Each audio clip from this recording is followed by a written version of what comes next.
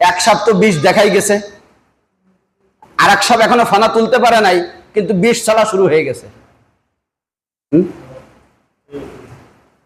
এক সাপ তো ফানা তুলে যত দূর পারছে বিষ দেখাই গেছে, এখন তো লেজ গুটিয়ে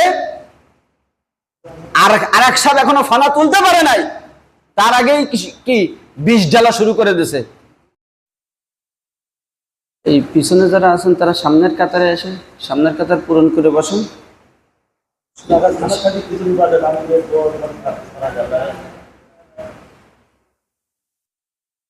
নিয়ম হলো যে যারা পিছনে আসবে তারা কারোর ঘাড় টপকায় সামনে আসবে না, এটা নিয়ম না। আর যারা সামনে থাকবে তাদের উচিত হলো সামনের খালি জায়গাগুলো পূরণ করে বসবে। আর যদি জায়গা থাকে পিছনের কেউ আসলে তাকে বসার জন্য জায়গা করে দেবে। আর আলহামদুলিল্লাহ আমাদের যথেষ্ট জায়গা আছে, এজন্য আমাদের উচিত হলো সামনের জায়গাগুলো আমরা পূরণ করে বসবো। যারা পরবর্তীতে আসবে তারা পিছনে যে জায়গা আছে সেই জায়গায় তারা বসে যাবে। আর এটা মাথায় রাখতে হবে, আমি যত বড় যাই হই না কেন, আমার কোনোভাবেই উচিত না যে কারোর ঘাড় টপকায়ে, অনেকে করে না, দেখছেন কি না, আসবে শেষে এসে এই ঘাড় টপকাইতে টপকাইতে সামনের দিকে চলে আসবে। অনেক ক্ষেত্রে আপনারা হয়তো দেখেছেন, অনেক সময় আমি যদি কখনো পিছনে এসেছি তো আমি পিছনেই বসে থাকি, আমি কখনো ঘাড় টপকায় আমি সামনে আসি না। সে আমাদের এই মজলিসে হোক অন্য কোনো মজলিসে হোক, আর যদি আমাকে প্রয়োজন হয় তাহলে সামনে থেকে ডাকলে তখন তারাই জায়গা করে দেয়, তখন আমার জন্য যাওয়া সহজ হয়ে যায়। কিন্তু কারোর ঘাড় টপকায়, এক কথায় কাউকে কষ্ট দিয়ে সামনে যাওয়া এটা মোটেও উচিত না। এটা হলো তার হক, যে সামনে আসবে, সামনে বসার হক শুধুমাত্র তার। আলহামদুলিল্লাহ আলহামদুলিল্লাহ নাহমাদুহু ওয়া নাস্তাঈনুহু ওয়া নাস্তাগফিরুহু ওয়া নাস্তাগফিরুহু ওয়া নু'মিনু বিহি ওয়া নাতাওয়াক্কালু আলাইহি ওয়া নাউযু বিল্লাহি মিন শুরুরি আনফুসিনা من يهده الله فلا مضل له ومن يضلل فلا هادي له ونشهد أن لا إله إلا الله وحده لا شريك له ونشهد أن سيدنا ومولانا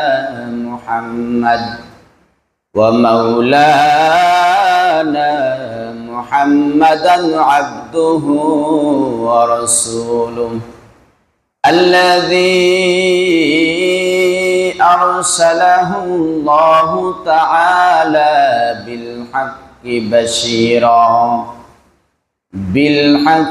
بشيرا ونذيرا وداعيا إلى الله بإذنه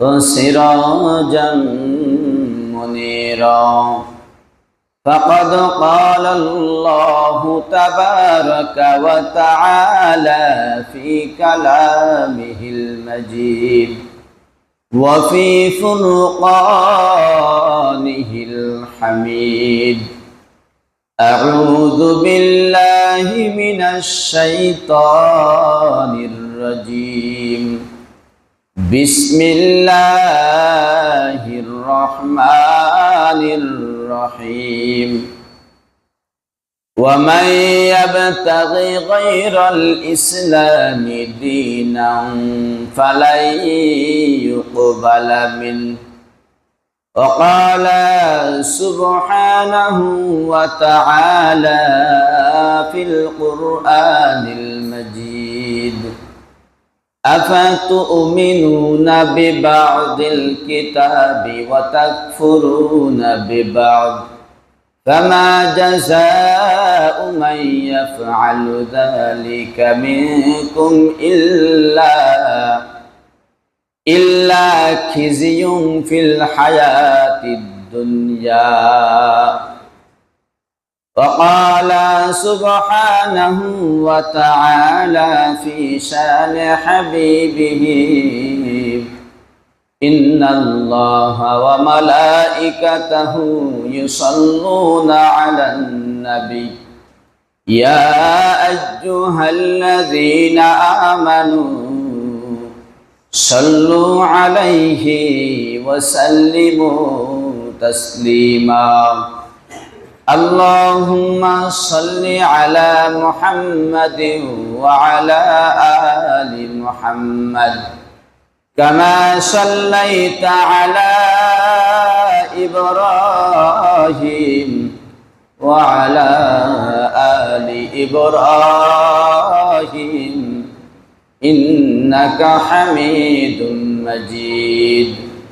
اللهم بارك على محمد وعلى آل محمد كما باركت على إبراهيم وعلى آل إبراهيم إنك حميد مجيد.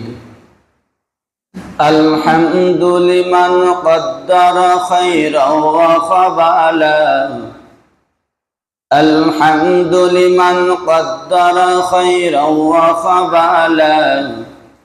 والشكر لمن صور حسنا وجمالا. والشكر لمن صور حسنا وجمالا. فرد صمد عن صفة الخلق بري. فرد صمد عن صفة الخلق بري. رب عزلي خلق الخلق كمالا.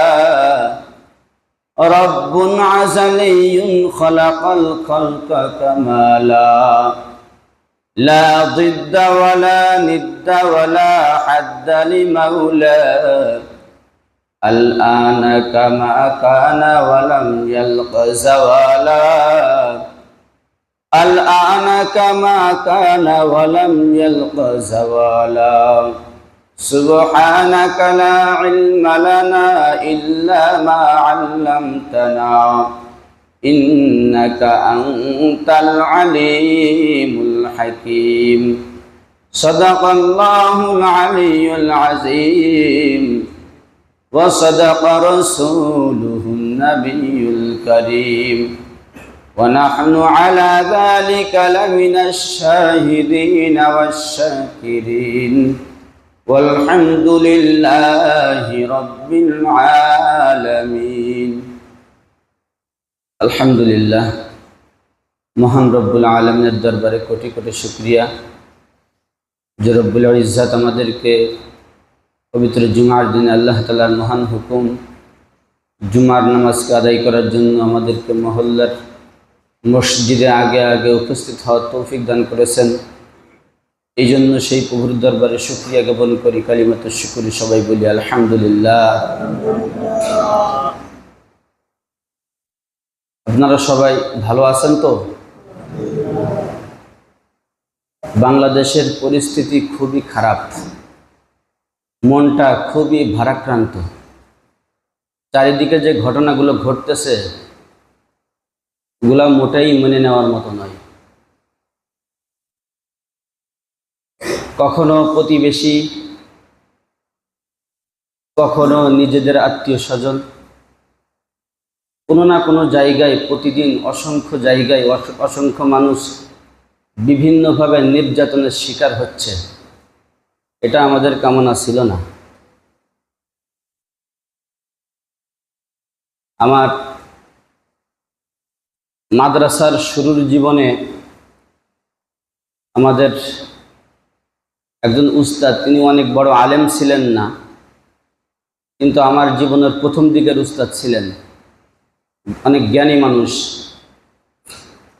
তিনি সেই ছোটবেলায় একটা উদাহরণ দিয়েছিলেন, একটা গল্প বলেছিলেন, কোনো একটা কারণবশত সেটা আজ আমার মনে পড়ে গেল। একজন মানুষ নিজের স্ত্রীর সাথে রাগ গোস্বা করে, অনেক সময় হয় না, স্ত্রীর সাথে যখন রাগ হয় তখন কাউকে কিছু বলার থাকে না। মানে এটা এমন একটা ব্যাপার, যদি অন্যের কাছে বলতে হয় তাহলে সম্পর্কটা আরো নষ্টের দিকে যায়, ভালো আর হয় না। কারণ স্বামী স্ত্রীর সম্পর্কের মধ্যে যখন কোনো তৃতীয় জন এসে যায়, সেই সম্পর্ক আস্তে আস্তে ক্ষতির দিকে চলে যায়। হয়তো মুরব্বীরা এই বিষয়টা আমার থেকে আরো ভালো জানবেন, এটাই বাস্তব। তো লোকটা কাউকে কিছু না বলে মনে কষ্ট নিয়ে একাকী নদীর কিনার দিয়ে হাঁটতেছে। হাঁটতে হাঁটতে কিছু দূর যাওয়ার পরে দেখে মানুষের মাথার একটা মুন্ডু, অর্থাৎ মাথার যে ইয়ে থাকে, এটা হয়তো অনেক বছর আগে মারা গিয়েছিল। এমনও হতে পারে নদীর পাড়ে, নদীর কিনারায় কবর দিয়েছিল, কবর ভেঙে যাওয়ার পরে শুধু সেই মুন্ডুটা নদীর স্রোতে পানিতে ভাসতে ভাসতে নদীর কিনারে এসে এটা আটকে গেছে, পানি দূরে নেমে গেছে, ওটা চরেই থেকে গেছে। নদীর চর দিয়ে হাঁটতে হাঁটতে কিছু যাওয়ার পরে সেটা সে সামনে ওটা দেখে এগিয়ে গেল, যাওয়ার পরে ওটা হাতে নিল। হাতে নেওয়ার পরে উনি ওটা হাতে নিয়ে দেখতেছে যে ওই মুন্ডুর মধ্যে লেখা আছে আরো কিছু বাকি আছে। কি বুঝলেন? আরো কিছু, একটা মাথার মুন্ডু যার সাথে চামড়ার কোনো অংশ নেই, চুল নাই, গোশতের কোনো অংশ নাই, শুধুমাত্র হাড্ডির যে মুন্ডুটা, এটা ছাড়া আর কিচ্ছু নাই। এর আর শেষ কি হতে পারে? আরো কিছু নাকি বাকি আছে। তো এই লোকটা কৌতূহল বশত আরো কিছু বাকি যখন আছে তো একটু দেখার আগ্রহ থাকে, উনি এইটা নিয়ে নিজের বাড়িতে, ওই স্ত্রীর সাথে যে দ্বন্দ্ব হয়েছে এটা ভুলে গেছে। তৎক্ষণাৎ ওইটা নিয়ে উনি বাড়িতে গিয়ে ঘরের একটা জায়গায় রেখে দিয়েছে, যে আরো যে কিছু বাকি আছে সেই বাকিটুকু দেখবে।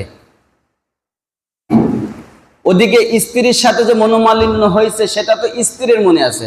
আপনারা ভালো জানেন, মহিলারা কিন্তু সকালের কথা দুপুরে না বলতে পারলেও 20 বছর আগে কি বলেছিলেন আপনি সেটা তারা ভুলে না, এটা খুব স্বাভাবিক বিষয়। তো এখন স্ত্রীর তো সেটা মনে আছে। আগের জামানায় ঢেকি ছিল ধান ভাঙানোর জন্য, চাউল কাটার জন্য। এখনো কোনো কোনো জায়গায় দেখা যায় মেশিন, বাংলাদেশে উন্নতি অগ্রগতির কারণে ওইটা আস্তে আস্তে বিলুপ্ত হয়ে যাচ্ছে, কিন্তু গ্রামগঞ্জে এখনো কিছু কিছু জায়গায় ঢেকি দেখা যায়। ঢেকি আপনাদের এদিকে ঢেকি বলে। তো তখন প্রায় বাড়িতে ঢেকি থাকতো, প্রায় প্রতি বাড়িতে, গৃহস্থ বাড়িতে ঢেকি থাকতো। তো এই লোকটা একটা কাপড় দিয়ে ঢেকে রাখছে, একটু যত্ন করে রাখছে। বাড়িতে যে আসবাবপত্র আছে একটা আলমারি মতো, তার উপরে রেখে দিছে একটা কাপড় দিয়ে। প্রথম দিন যেদিন রেখে আসলো, রেখে আসার পরে রাত্রে ঘুমাইছে, ঘুমানোর আগে, বিছানায় যাওয়ার আগে, খাটে ওঠার আগে তিনি ওইটা আবার একটু কাপড়টা খুলে দেখতেছে যে যেরকম রাখছিলাম সেরকম আছে নাকি কোনো পরিবর্তন হয়েছে। সকালে ঘুম থেকে উঠার পরে আবার দেখতেছে যেরকম রাখছিলাম সেরকম আছে নাকি কোনো পরিবর্তন হয়েছে। এভাবে 2-3 দিন গড়াই যাচ্ছে, কোনো পরিবর্তন নাই। লোকটা চিন্তা করতেছে আরো কিছু বাকি আছে, এই বাকিটা শেষ হবে কবে। তো এইটা 2-3 দিন যাওয়ার পরে তার স্ত্রী এইটা দেখতেছে, লক্ষ্য করতেছে বিষয়টা কি, বারবার ওখানে গিয়ে কি দেখে, কি এমন জিনিস আছে। তো যখন স্বামী বাড়ির থেকে অন্য কোথাও কোনো কাজে গিয়েছে, স্ত্রী গিয়ে ওখানে দেখে যে মাথার একটা মুন্ডু দেখা যায়। স্ত্রী চিন্তা করলো, মহিলারা যারা, তারা তো প্রথম সন্দেহ কি, মনে হয় আমার পরিবর্তে অন্য কেউ মনে হয় আছে। প্রথম স্ত্রীদের, মহিলাদের সন্দেহ একেবারেই প্রথম সন্দেহ এটাই। আপনার ফোনে কল আসবে, যে কোনো বিশেষ ফোন হতে পারে, যদি আপনি আপনার স্ত্রীকে না বলেন কে কল করেছে, তাহলে প্রথমে সন্দেহ করবে কোনো একটা মেয়ে কল করেছিল তোমার ফোনে। বুঝতেছেন না মনে হয়? এটা মানে তাদের প্রথম সন্দেহ এটা। তো ঠিক তার স্ত্রী সেই সন্দেহ করে চিন্তা করতেছে বিষয়টা কি দেখি তো। উনি দেখে যে একটা মাথার মুন্ডু, তা মুন্ডু নিয়ে আর কি সন্দেহ করতে পারে। চিন্তা করতেছে আমাকে বিবাহ করার আগে মনে হয় কাউকে সে আমার থেকে বেশি ভালোবাসতো, তার সাথে সম্পর্ক ছিল, সে মারা যাওয়ার কারণে তার স্মৃতিচারণে, তার স্মৃতি ধরে রাখার জন্য এই মাথার মুন্ডুটা ঘরের মধ্যে এনে রেখেছে। তাহলে এটার অস্তিত্ব বিলীন করে দিতে হবে, এর কোনো অস্তিত্ব আর রাখা যাবে না। উনি কি করেছে, ওইটা নিয়ে ঢেকির মধ্যে দিয়ে পুরো একেবারে পিষে ফেলছে, একদম চাউলের গুঁড়ার মতো পুরা গুঁড়া করে ফেলছে ঢেকিতে দিয়ে। স্বামী তার নির্ধারিত নিয়ম অনুযায়ী যখন কাজের থেকে ফিরে আসলো, ফিরে এসে ঘরে গিয়ে দেখে যে রুমাল আছে, যেখানে রাখা ছিল সেই জায়গা ঠিক আছে, কিন্তু রুমালের নিচে সেই মুন্ডুটা আর নাই। এখন যখন নাই, তখন স্ত্রীর কাছে জিজ্ঞাসা করতেছে, আমি যে এখানে একটা জিনিস রেখেছিলাম সেটা কোথায়? তো স্ত্রী তার ভাষ্য অনুযায়ী সে তার মতো করে বলে দিয়েছে যে তার একেবারে শেষ করে দিয়েছি, ও আর মনে রাখার মতো করে কোনো পরিবেশ আমি আর রাখি নাই, ওটা শেষ করে দিছি। তা কি করেছো? তো ওটা ঢেকির মধ্যে দিয়ে গুঁড়া করে একেবারে শেষ করে দিয়েছি, ওটার কোনো অস্তিত্ব আর নাই। তো স্বামী চিন্তা করলো, তাহলে এটাই বুঝি বাকি ছিল, যে আরো কিছু বাকি আছে না, এটাই বুঝি বাকি ছিল। তো আমাদের অবস্থাটা এরকম যে আরো কিছু বাকি আছে, আরো কিছু কি বাকি আছে সেটা বাংলাদেশের মানুষ এখনো পর্যন্ত বুঝতেছে না। কারণ 1971 সালে যখন বাংলাদেশ স্বাধীন হয়, তখন শেখ মুজিবুর রহমান তিনি বাংলাদেশে ছিলেন না, পাকিস্তানের কারাগারে বন্দী ছিলেন। বাংলাদেশ স্বাধীন হওয়ার কয়েক মাস পরে তিনি দেশে আসলেন। ততদিন পর্যন্ত অন্য একজন দেশের প্রেসিডেন্ট হিসেবে দায়িত্ব পালন করতেছিলেন। শেখ মুজিবুর রহমান দেশে আসার পরে যে দায়িত্ব পালন করতেছিলেন, সে নিজের স্থান থেকে পদত্যাগ করলেন, আর শেখ মুজিবুর রহমান দায়িত্ব গ্রহণ করলেন। শেখ মুজিবুর রহমান তার পক্ষ থেকে ভালো করুক আর খারাপ করুক, তার শেষটা বাংলাদেশের মানুষ খারাপভাবে নিয়েই তাকে দুনিয়ার থেকে অসম্মানের সাথে বিদায় করছে। এরপরে শেখ মুজিবুর রহমানের তাদের যে দল ছিল আওয়ামী লীগ, এই আওয়ামী লীগের একজন উচ্চপদস্থ নেতা, সিনিয়র নেতা মুশতাক সাহেব, এই শেখ মুজিবুর রহমান মারা যাওয়ার পরে আওয়ামী লীগের নেতাদের শীর্ষস্থানে নেতা মুশতাক আহমেদ তিনি এই দায়িত্বটা গ্রহণ করেন। তিনি খুব বেশি দিন না, মাত্র কয়েক মাস দায়িত্ব পালন করার পরে পরবর্তীতে এইভাবে পর্যায়ক্রমে সামরিক বাহিনী ক্ষমতা নেয়। এভাবে করে পরবর্তীতে জিয়াউর রহমান আসে, তার মাঝে আরো অনেক বাংলাদেশে অনেক বিচারপতিরা দায়িত্ব পালন করে বিভিন্ন সময়, কখনো সামরিক বাহিনীরা, কখনো প্রেসিডেন্ট, কখনো প্রধানমন্ত্রী। এই করতে করতে 90 সালের দিকে এসে আওয়ামী লীগ সরকার ক্ষমতায় আসে, তারপরে বিএনপি আসে, তারপর এরপরে কি বলে 2001 সালে আবার বিএনপি ক্ষমতায় আসে। প্রত্যেকবার তারা কিছু না কিছু কর্মকাণ্ডের কারণে তারা বারবার অপমানিত হয়, বারবার তাদের কি হয়েছে, পতন হয়েছে। সে এরশাদ সাহেব ছাত্রদের মিছিলের উপরে গুলি চালানোর কারণে তার পতন হয়েছে। শেখ মুজিবুর রহমানকে বাংলাদেশের মানুষে তাকে দুনিয়ার থেকে অপমানের সাথে বিদায় দিয়েছে। শেখ জিয়াউর রহমানও বাংলাদেশের মানুষের কাছেই হত্যা হয়েছে। এভাবে প্রত্যেক যারা আসছে, তারা না ভালো করুক আর খারাপ করুক, কোনো না কোনো ভাবে মানুষের বা এই দেশের মানুষের কাছেই তারা অপমানিত হয়ে বিদায় নিয়েছে। এরপরে যখন লাস্টের দিকে এসে তত্ত্বাবধায়ক সরকার আসলো, তিনি স্টিম রুলারের মতো মোটামুটি সবকিছু একদম সমান করে দেওয়ার একটা চেষ্টা চালাইছিল। কতদূর করছিল বাংলাদেশের মানুষ সেই সময় জানে। মোটামুটি একটা স্বাভাবিক পর্যায়ে নিয়ে আসছিল। যাওয়ার পথে আওয়ামী লীগ সরকারকে ক্ষমতায় বসিয়ে দিয়ে গেল। আওয়ামী লীগ সরকার একটানা প্রায় 16 বছর ফেরাউনের মতো, নমরুদের মতো ক্ষমতা চালাতে গিয়ে সাধারণ মানুষের উপর যথেষ্ট পরিমাণ নির্যাতন করছে এবং দল বেদলের একটা বৈষম্য তৈরি করে নিজেদের দলের মানুষদেরকে সহযোগিতা করছে, নিজেদের দলের বাইরে যারা আছে তাদেরকে ক্ষতি করার চেষ্টা করছে। এর মধ্য দিয়ে দেশের অনেক সম্পদ তারা বাইরের দেশে পাচার করছে, লুটপাট করছে। যা হওয়ার হয়েছে, এটা যখন বাংলাদেশের মানুষ আর সহ্য করতে পারলো না, মেনে নিতে পারলো না, তখন বাংলাদেশের ছাত্র সমাজ, বাংলাদেশের ছাত্ররা তারা একটা আন্দোলন করলো, কোটা আন্দোলন। এই কোটা আন্দোলনের মধ্য দিয়ে বাংলাদেশের আওয়ামী লীগ সরকার, যেটাকে বাংলাদেশের অধিকাংশ মানুষ স্বৈরাচারের সরকার বলে, এই সরকারকে বাংলাদেশ থেকে বিদায় দিল এবং এইটাই ঘোষণা হলো বাংলাদেশ 1971 সালের মতো, আমার কথা বুঝতেছেন আপনারা, বাংলাদেশ 1971 সালের মতো 24 সালে আগস্ট মাসে আবার কি বাংলাদেশ ছাত্র সমাজ নতুন ভাবে স্বাধীন করছে। বিষয়টা এরকম না?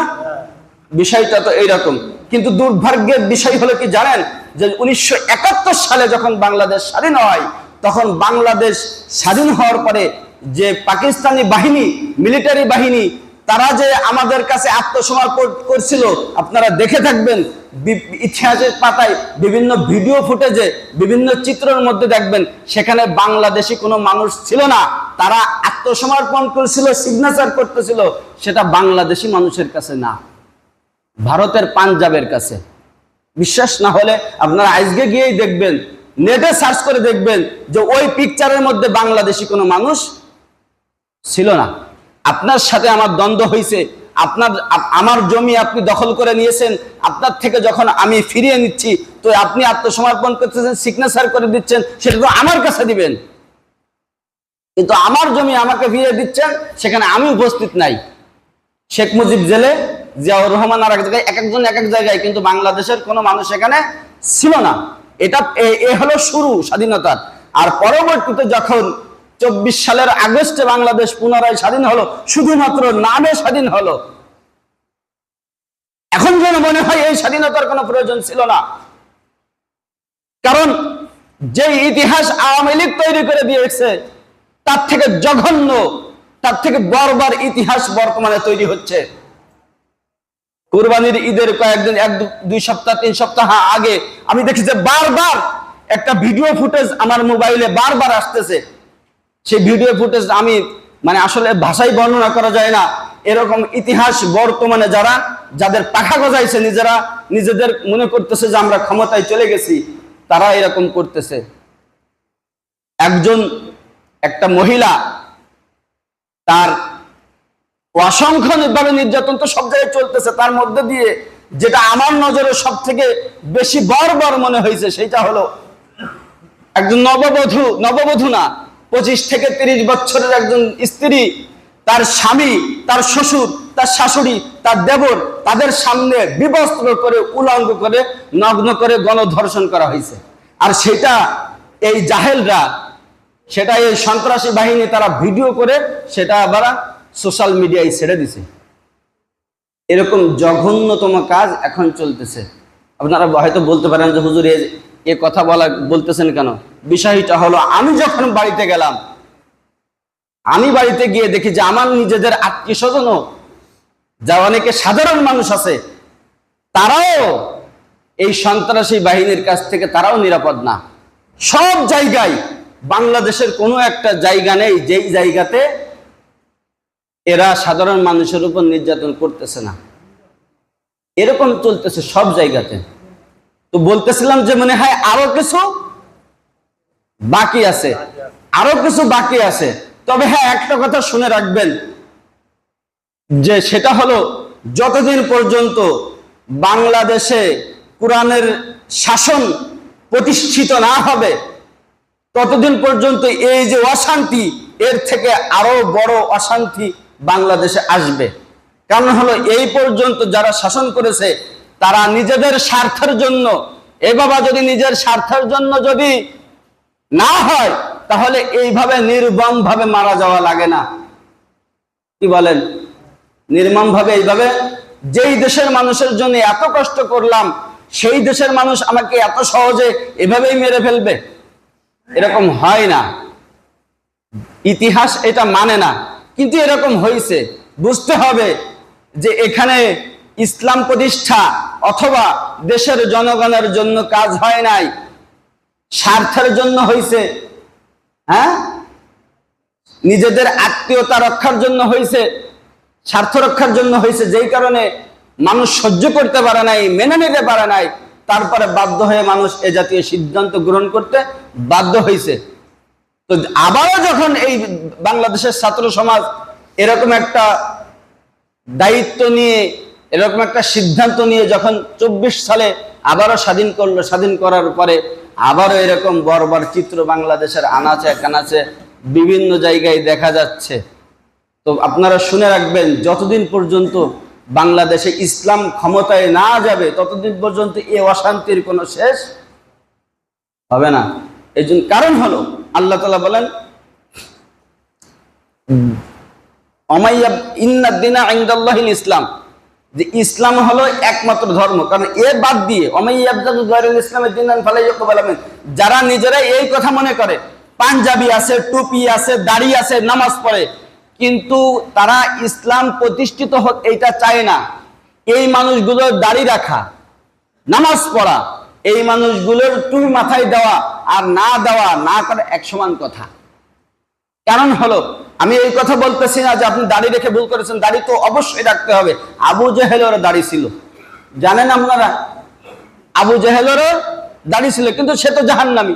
তাহলে দাড়ি আপনাকে জাহান্নাম থেকে বাঁচাতে পারবে না যদি নাকি আপনি প্রকৃত ইসলামের অনুসারী না হন। আফাতুমিনুনা বিবাদিল কিতাবি ওয়া তাকফুরুনা বিবাদ, আপনি মনে করতেছেন যে ইসলামের বিধানের কিছু অংশ আমি মানবো আর কিছু অংশ আমি মানবো না, এইভাবে আল্লাহ তাআলা আপনাকে ক্ষমা করবেন না, আল্লাহ তাআলা আপনাকে ছাড় দিবেন না। বিষয়টা হলো এই যত অশান্তির বর্ণনা আমি দিলাম, আমার থেকে আপনারা ভালো জানেন, কারণ আমি প্রতিনিয়ত দেখি যে সবাই কম বেশি খবর দেখেন না আপনারা প্রতিনিয়ত দেখতেছেন যে কি পরিমাণ নির্যাতন সাধারণ মানুষের পর হচ্ছে। আজকেও দেখলাম কোনো একটা কনফারেন্সে ডক্টর ইউনূসকে বাংলাদেশের কিছু শীর্ষ নেতা তারা অনুরোধ করতেছে, রিকোয়েস্ট করতেছে যে আপনি মাঝ নদীতে নৌকা ছেড়ে যাবেন না, আপনি মাঝ নদীতে নৌকা ছেড়ে যাবেন না, আমাদেরকে ডুবিয়ে দিয়ে যাবেন না, আপনার যদি আরো সময় লাগে আরো সময় নেন, কিন্তু বাংলাদেশকে একটা স্বাভাবিক অবস্থানে ফিরিয়ে দিয়ে তারপরে আপনি আপনার দায়িত্ব থেকে অব্যাহতি নেবেন, এরকম রিকোয়েস্ট করতেছে, অনুরোধ করতেছে। যাই হোক, কিন্তু এই সুযোগে যারা সাধারণ মানুষের উপরে এইভাবে নির্যাতন করতেছে তাদের ফলাফল মোটেও ভালো হবে না। আর এর মধ্যে দিয়ে যারা নিজেদেরকে মুসলমান বলে দাবি করেন, খবরদার খবরদার, মুসলমান এরকম হতে পারে না যে মুসলমান একজন মহিলাকে এইভাবে নির্যাতন করবে, একজন মুসলমান সে আর একজন মুসলমানের রক্ত ছড়াবে, একজন মুসলমান আর একজন মুসলমানের জোর জবরদস্তি করে তার জমি দখল করবে, সম্পদ দখল করবে, চাঁদাবাজি করবে, হত্যা লুণ্ঠন রাহাজানি করবে, ডাকাতি করবে, এটা কোনো মুসলমানের হতে পারে না। আর বাংলাদেশের ইতিহাসেই আমি বলতে পারি, যে যাই বলুক, কোন ইসলামী দলের যারা দায়িত্ব এ পর্যন্ত ছিলেন বা এখন আছেন, কোন এরকম জামাত ইসলাম বলেন, ইসলামী ঐক্যজোট বলেন, হেফাজত ইসলাম বলেন, খেলাফতে মজলিস বলেন, ইসলামী আন্দোলন বাংলাদেশ বলেন, তারপরে বাংলাদেশ জমিয়াতে ইসলাম বলেন, কোন ইসলামী দলের কোন একজন লোক চাঁদাবাজি করছে এরকম কোন রেকর্ড বাংলাদেশে আছে? জামাত ইসলামের নাই, ইসলামী ঐক্যজোটের নাই, খেলাফত মজলিসের নাই, ইসলামী আন্দোলন বাংলাদেশের নাই, এরকম কোন রেকর্ড বাংলাদেশে নাই।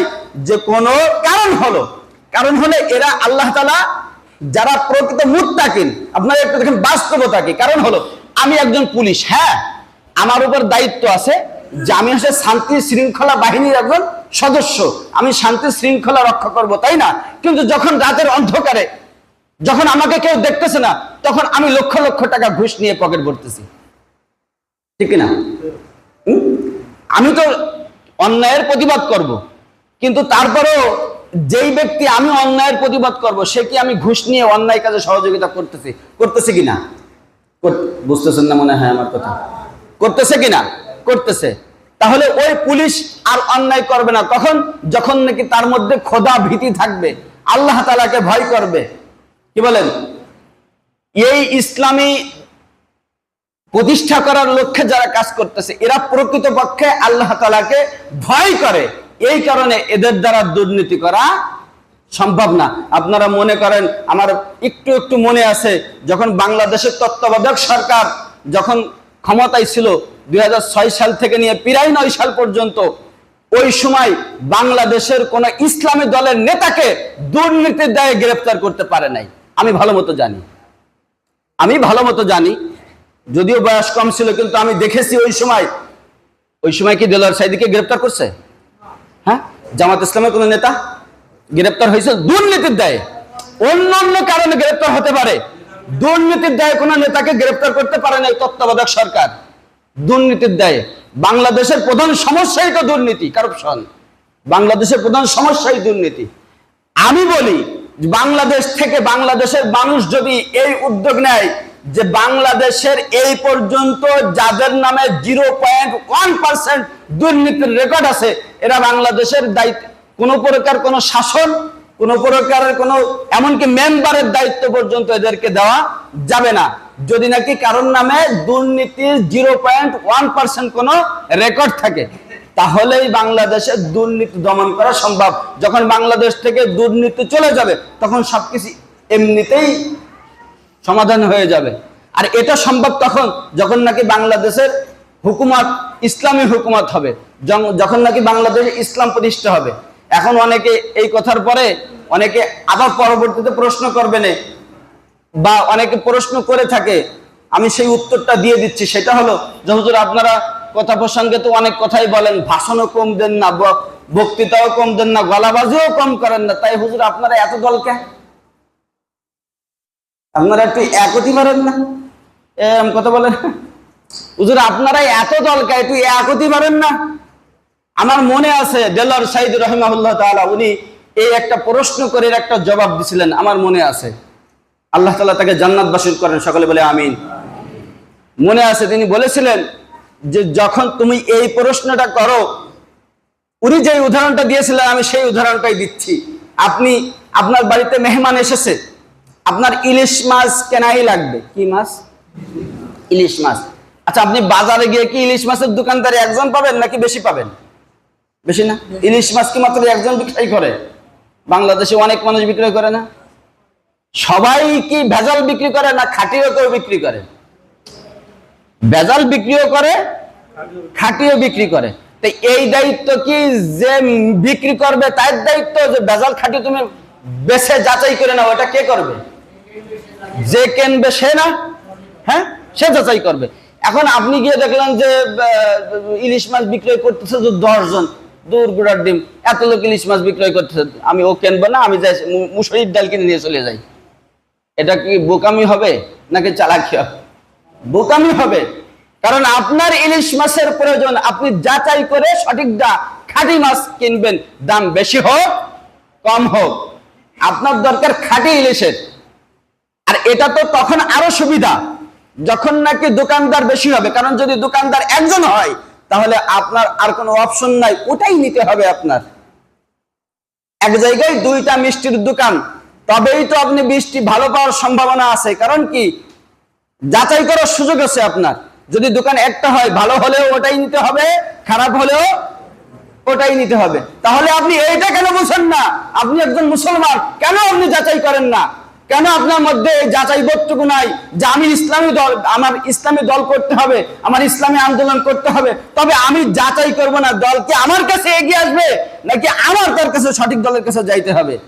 আমার কাছে আসবে না, আমার যাইতে হবে, আমার খুঁজতে হবে যে এর মধ্যে সঠিক কোনটা। আমি কসম করে বলতে পারি যে বাংলাদেশে যদি ইসলামী হুকুমত প্রতিষ্ঠিত হয়, ইসলামী শাসন ব্যবস্থা চালু হয়, তাহলে এই যত দুর্নীতি দুঃশাসন চলতেছে, সাধারণ মানুষের উপর বিশেষ করে যেইভাবে নির্যাতন হচ্ছে, এরকম নির্যাতন সাধারণ মানুষের আর ভোগ করা লাগবে না। বিশেষ করে গরিবরা আরো ভালো থাকবে, গরিবদের আরো সুবিধা হবে। ওরা যারা দুর্নীতি করে ওরা কখনোই চাইবে না যে বাংলাদেশে ইসলামী হুকুমত প্রতিষ্ঠিত হোক, কারণ প্রথমেই হাত তাদের কাটা পড়বে। বাংলাদেশে যদি ইসলামী হুকুমত প্রতিষ্ঠিত হয় তাহলে ওই চোরদের হাত আগে কাটা পড়বে।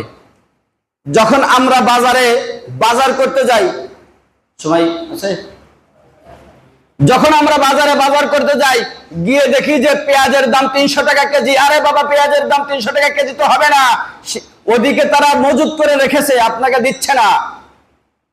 তাহলে এই কারণে পেঁয়াজের দাম 300-400 টাকা কেজি হয়ে যায়। পেঁয়াজ ঠিকই আছে, কিন্তু আপনার উপর জোর জবরদস্তি করতেছে তারা, ওদিকে মজুত করে রেখেছে। তেল ঠিকই আছে, কিন্তু আপনাকে তারা দিচ্ছে না। কিন্তু যখন এই সঠিক ব্যক্তি যখন দায়িত্ব পালন করবে, তখন সে ঠিকই ওইখানে মজুত করে রাখতে দিবে না। সব থেকে দুঃখের বিষয় কি জানেন? আমরা সব সময়ের জন্য এই বাছাই করতে ভুল করি। যেমনি ভাবে আমরা দেখেন, আমরা বাজারে বাজার করতে গেলেও, একটু পুঁইশাক কিনতে গেলেও বাজারের মধ্যে এই কোনার থেকে ওই কোনা 3 ঘুরলি দি, দেখি এর থেকে ভালোটা আছে নাকি, আরো কম দামে পাওয়া যায় কিনা। গোল আলু কিনতে গেলে আমরা 3 গুল্লি 6 গুল্লি দিই, মাছ কিনতে গেলে মাছের বাজারে ভো ভো করে ঘুরি, গোশত কিনতে গেলে বারবার যাচাই করি। কিন্তু দুঃখের বিষয় হলো আমি একজন মুসলমান, আমার জন্য কি কি দায়িত্ব, আমার প্রতি কি কি দায়িত্ব কর্তব্য আছে সেটা নিয়ে তো আমার কোনো মাথা ব্যথা নাই। আর যখন যেটা না করলে নয় এইগুলো যখন করতে যাই তখন আমরা যাচাই করি না। বাংলাদেশের মানুষ তো একটা ভোট তো একটা আকিস বিড়ির মূল্যের সমান, কেউ একটা আকিস বিড়ি দিলেই ভোটটা তাকে দিয়ে চলে আসে। আরে বাঙালি আবার সামনে আসতেছে, দেখবেন আপনারা 2 কাপ চার পরিবর্তে একটা ভোট দিয়ে চলে আসবে, অথচ যাচাই মিথ্যা কথা বলতেছি নাকি আমি? অথচ এই লোকটা যদি যাচাই করতো, এই মিয়া তোমাকে আমি ভোট দিব, তুমি আমার জন্য আগামী 5 বছর কি করবা বলো, তুমি আমার জন্য আগামী 5 বছর কি করবা বলো, তখন ওর কাছ থেকে বুঝে নিবেন আপনি তোমার চা খাওয়ানো লাগবে না আমাকে, উল্টে আমি তোমাকে টাকা দিব, কিন্তু তুমি আমার জন্য এই আগামী 5 বছরে কি করবা সেটা বলো, তবেই আমি তোমাকে তোমার সমর্থন করব। যাই হোক, এই কথা এই জন্য বলতেছিলাম যে যদি বাংলাদেশে ইসলামী হুকুমত প্রতিষ্ঠিত হয় তবেই এইগুলো দমন করা সম্ভব। কারণ হলো ইসলামী হুকুমতে যারা কর্ণধার, যারা দায়িত্ব পালন করবে তারা প্রত্যেকেই মুত্তাকি, আর যারা প্রকৃতপক্ষে আল্লাহ তাআলাকে ভয় করে তাদের দ্বারা অন্যায় কাজ হওয়া মোটেও সম্ভব না। এই যে আমি উদাহরণ দিলাম, আপনি যেই বলেন, দেখেন বাংলাদেশে ইতিপূর্বে যত এমপি মন্ত্রী ছিল আপনারা জানেন, তার উপর আমি আবার একটু আলোচনা করতেছি, বাংলাদেশের এমন কোন মন্ত্রী, সে আওয়ামী লীগের বলেন আর বিএনপি বলেন, আরে ইসলামী দলের নেতা কর্মীরা তো তাদের তো মুখে দাঁড়িয়ে আছে, আমি এরপরে যেটা বলবো সেটা তাদের পক্ষে করা সম্ভব না, ইচ্ছা করলেও সম্ভব না। আপনি দেখবেন যে সারা রাত নারী মদ নিয়ে পড়ে থাকে, একটা নেতা এমন পাওয়া যাবে না যে নারী মদ নিয়ে পড়ে থাকে না, একটা নেতা এরকম পাওয়া যাবে না, সেটা আওয়ামী লীগ বলেন, বিএনপি বলেন আর জাতীয় পার্টি বলেন, গতানুগতিক বাংলাদেশের রাজনৈতিক যে দলগুলোর নেতারা আছে তাদের। তা না হলে সারা রাত মাতাল হয়ে পড়ে থাকে, সকালবেলা ঘুম থেকে 10টা 11টার দিকে অফিসে গিয়ে বলে যে এই দেশের মন্ত্রী শেখ হাসিনা, সেই দেশে করোনা কিছু করতে পারবে না। শেখ হাসিনার সাথে করোনার কি সম্পর্ক? কত বড় পাগল হলে এই কথা বলতে পারে? কারণ এদের মাথায় তো ঘোর ঢালা, মানে মাথায় গোবর ছাড়া কিচ্ছু নাই, আর এইগুলা দিয়ে বাংলাদেশ চালাচ্ছিল। তাহলে বাংলাদেশের অবস্থাটা কি হতে পারে? এক পদ্মা ব্রিজের কথা বলে হাজার হাজার কোটি বিলিয়ন ডলার টাকা বাইরের দেশ থেকে নিয়ে দেশে আনছে, এই ঋণ পরিশোধ করতে হচ্ছে এখন বাংলাদেশের মানুষের হাড়ভাঙানি পরিশ্রম দিয়ে। যাই হোক, সর্বোপরি কথা হলো যে বাংলাদেশে আমি এই যে কথাগুলো হচ্ছিল, যা হচ্ছিল এই প্রসঙ্গে কোনো বলতেছিলাম, আসলে মনটা খুব খারাপ, কারণ চারিদিকে যা দেখতেছি তা এগুলো মেনে নেওয়া মোটেও সম্ভব হচ্ছে না। সাধারণ মানুষ বলেন না নেতাকর্মী বলেন, যাই হোক, তাদের বাড়ি ঘরগুলা দলীয় কারণ থাকতে পারে, পারে তোমার সাথে আমার দলীয় দ্বন্দ্ব আছে, বংশীয় দ্বন্দ্ব আছে, যে কোনো দ্বন্দ্ব থাকতে পারে, কিন্তু তাদের বসবাস করার অনুপযুক্ত করে তুলছে। বাড়ি এভাবে যেভাবে তারা অস্ত্র দিয়ে হোক, যেমন হোক, বাড়ি ঘর ভেঙে একেবারে মাটির সাথে মিশাই দিচ্ছে, যেখানে মাটির সাথে মিশানো সম্ভব হচ্ছে না সেখানে আগুন দিয়ে পুড়িয়ে দিচ্ছে। এটা কোনো মানুষের কাজ হতে পারে না। এই কারণে এই কথাগুলো একটু মনে আসলো, তাই বললাম আপনাদের। এই সবকিছুর সমাধান একটা, বলেন তো কি? হ্যাঁ, আপনারা আমার বারবার আইনউদ্দিনুল আজাদ রহমতুল্লাহ আলাইহির কথা মনে পড়ে। উনি একসময় একজন বিপ্লবী নেতা বাংলাদেশের ছিলেন এবং একজন বিদ্রোহী শিল্পী ছিলেন। তো উনি ওই এক সময় বলতেন, নৌকায় আর ধানের শীষ 2 সাপের 1 সাপ তো বিষ দেখাই গেছে, আর 1 সাপ এখনো ফানা তুলতে পারে নাই, কিন্তু বিষ চলা শুরু হয়ে গেছে। 1 সাপ তো ফানা তুলে যত দূর পারছে বিষ দেখাই গেছে, এখন তো লেজ গুটিয়ে আর 1 সাপ এখনো ফানা তুলতে পারে নাই, তার আগেই কি বিষ ঢালা শুরু করে দিয়েছে। আল্লাহ জানে বাংলাদেশের কি হবে। এখনো যদি বাংলাদেশের মানুষ, বিশেষ করে মুসলমান যারা নিজেদেরকে মুসলমান বলে দাবি করেন, তারাও যদি এখন পর্যন্ত সচেতন না হন, তো আরো যে কিছু বাকি আছে, কি হবে সেটা আল্লাহ জানে। আর আমাদের কর্মকাণ্ডই এর ফয়সালা করবে, সিদ্ধান্ত করবে যে আমাদের কর্মকাণ্ড কি আর ফয়সালা হবে কি আল্লাহ পাক রব্বুল আলামিন আমাদেরকে কুরআন সুন্নাহ অনুযায়ী জীবন গড়ার তৌফিক দান করেন। যা কিছু বললাম ভুল ত্রুটি হলে ক্ষমা করবেন, যদি কারোর পক্ষে বিপক্ষে যায় সেটাও ক্ষমা করবেন, কিন্তু এটাই বাস্তব। আল্লাহ রাব্বুল আলামিন আমাদের সবাইকে সহিহ বুঝ দান করেন এবং সঠিক বিষয়গুলো বুঝে আমল করার তৌফিক দান করেন। ওয়া আখির দাওয়ানা আলহামদুলিল্লাহি রাব্বিল আলামিন। যারা সুন্নাত পড়ে নেই